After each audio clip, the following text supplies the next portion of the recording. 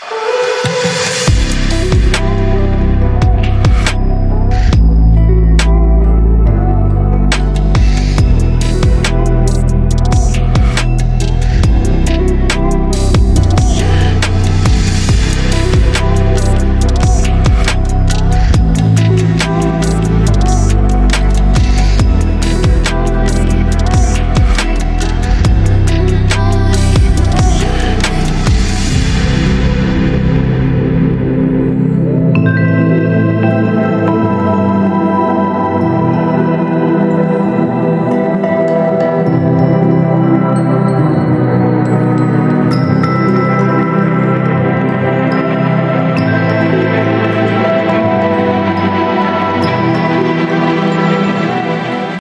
आज आपण आलो आहोत पुण्याजवळील भुलेश्वर हे प्राचीन मंदिर असलेले ऐतिहासिक ठिकाण पाहायला.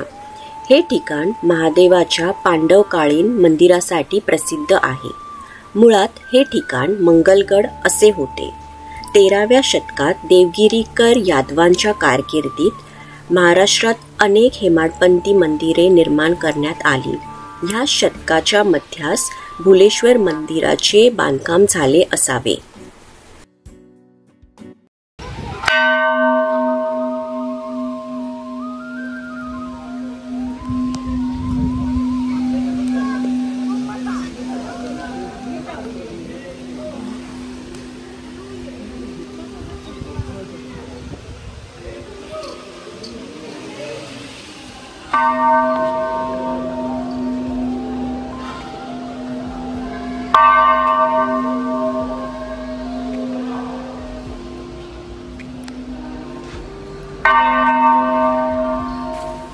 या मंदिराविषयी अनेक दंतकथा सांगितल्या जातात. मंदिराच्या भिंतींवरील शिल्पात कोरीवकाम व मूर्तिकाम अद्वितीय आहेत. इतर हेमाडपंथी मंदिरांच्या तुलनेत या मंदिरातील शिल्परचना अधिक उच्च प्रतीची आहे. या मंदिराचे गर्भगृह खोल असून गर्भगृहासमोर उंचावर काळ्या दगडातील कोरीवकाम केलेले नंदी आहे. नंदीच्या उजव्या बाजूस एक ओटा असून त्यावर कासवावर बसलेला नंदी असावा. हल्ली त्याचे फक्त डोके शिल्लक असल्यामुळे हा प्राणी निश्चित कोणता असावा हे कळत नाही.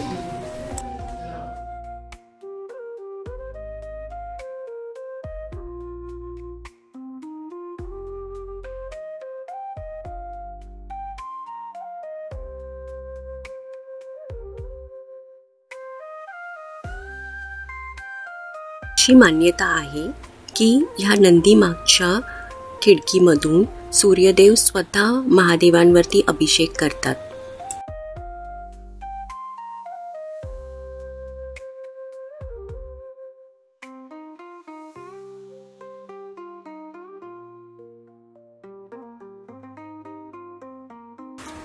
येथील शिवमंदिरास भुलेश्वर महादेव किंवा यतेश्वर महादेव असे म्हटले जाते.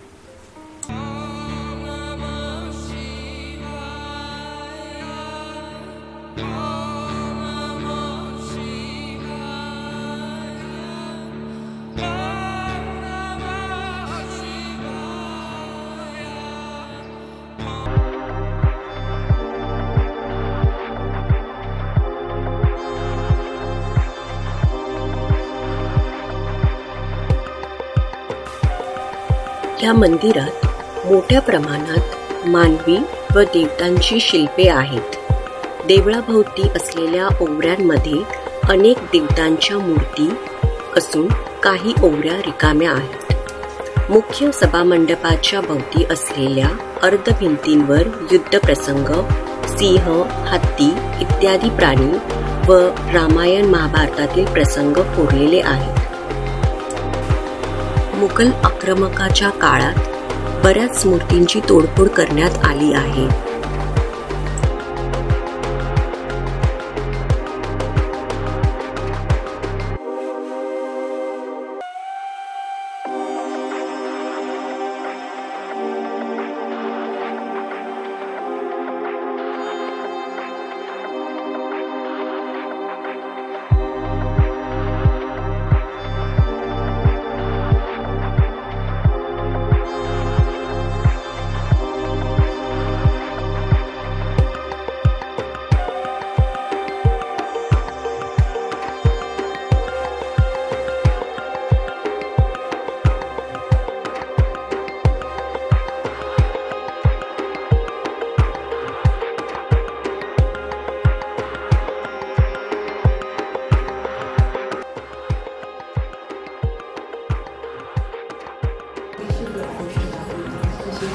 मंदिराच्या गाभाऱ्याच्या बाहेरील बाजूस वर 3 सप्तमातृकाच्या समूहात गणेशाचे स्त्री रूपातील दुर्मिळ शिल्प आहे. वेरूळच्या कैलास लेण्यात ह्या प्रकारचे शिल्प आढळते. प्राचीन स्कंद पुराणाच्या काशीखंडात 64 योगिनींच्या यादीत ह्या गणेशाचा विनायकी असा उल्लेख केलेला आढळतो.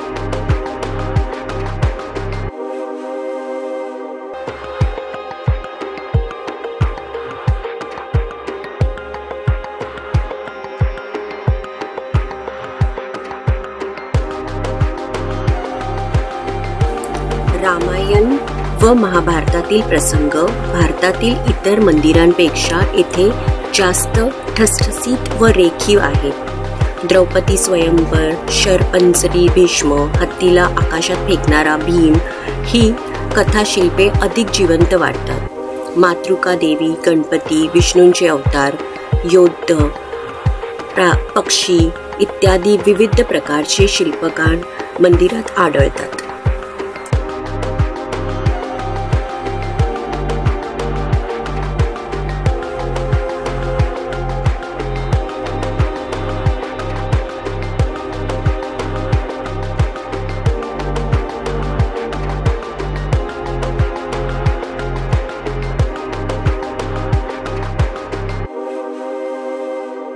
हे शरपंजरी भीष्म चे कोरीव शिल्प आहे.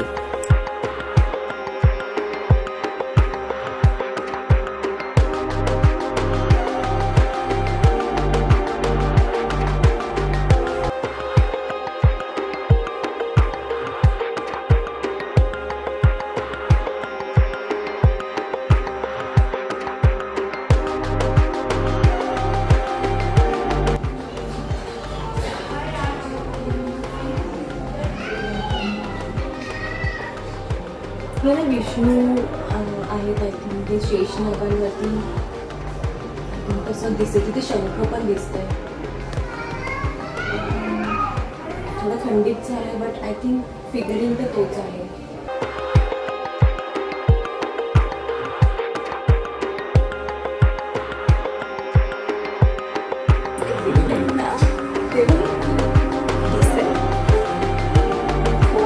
वाईट वाला हायलाइट जास्ती होतं.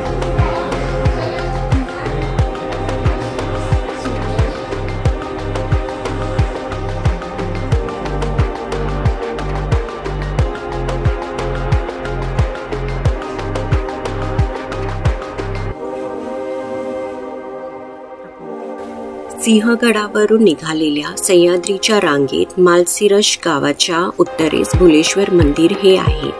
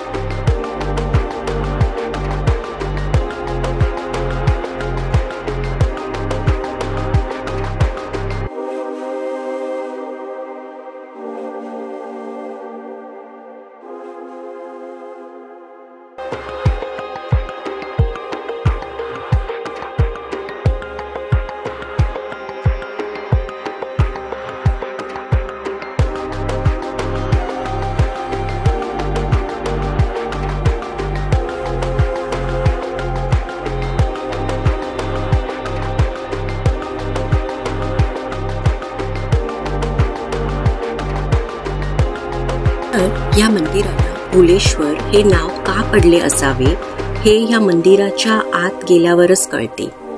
तर मग तुम्ही केव्हा येताय हे अद्वितीय मंदिर पाहायला?